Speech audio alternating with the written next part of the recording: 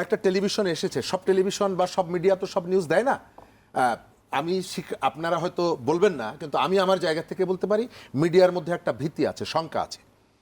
একজন উপদেষ্টার স্বামী আজকে নারায়ণগঞ্জে লোকজন নিয়ে গিয়ে একটা বাড়ি দখল, একটা অফিস দখল করার চেষ্টা করেছে, সমস্ত মিডিয়া আসেনি। অর্থাৎ ওই যে কালচারটা, ওই কালচারটা আছে।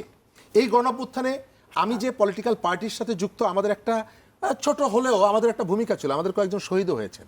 গতকালকে সাতক্ষীরায় বইমেলায় আপনি উদীচীর ব্যানার ছিঁড়ে ফেলে আগুন ধরিয়ে দিয়েছেন। অর্থাৎ এই যে ঔদ্ধত্য, আপনি আপনার যে শক্তি প্রয়োগটা করছেন, দিনাজপুরে আপনি টিওনোকে ঘেরাও করছেন, উনি বাসায় থেকে টিওনো এখন বাসায় থেকে অফিসিয়াল কাজ করছেন।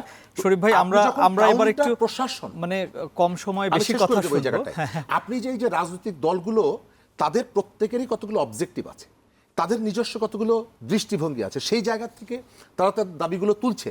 আমি এদের যে দাবিগুলো আপনি যখন জিজ্ঞেস করবেন, এদের প্রত্যেকেরই ব্যাখ্যা আছে। জামাত যেটা বলেছে অবশ্যই সেটা একটা ব্যাখ্যা দিতে পারে, বিএনপি একটা ব্যাখ্যা দিতে পারে। তবে দীর্ঘকাল নির্বাচিত জনপ্রতিনিধির অনুপস্থিতিতে সমাজের যে অস্থিরতাটা তৈরি হয়, যেটা আমরা এই সময় আমরা এখন দেখছি, এবং এই যে সংস্কারের জায়গাটা আমি শেষ করব, দ্রুতই শেষ হয়ে যাবে। শুধুমাত্র শহরের ইস্যুটাকে যদি আপনি অনবরত অ্যাড্রেস করেন, প্রান্তিক মানুষের যে জায়গাগুলো আছে, আপনি নিরাপত্তার ইস্যু, আপনার দ্রব্যমূল্য, অন্যান্যগুলো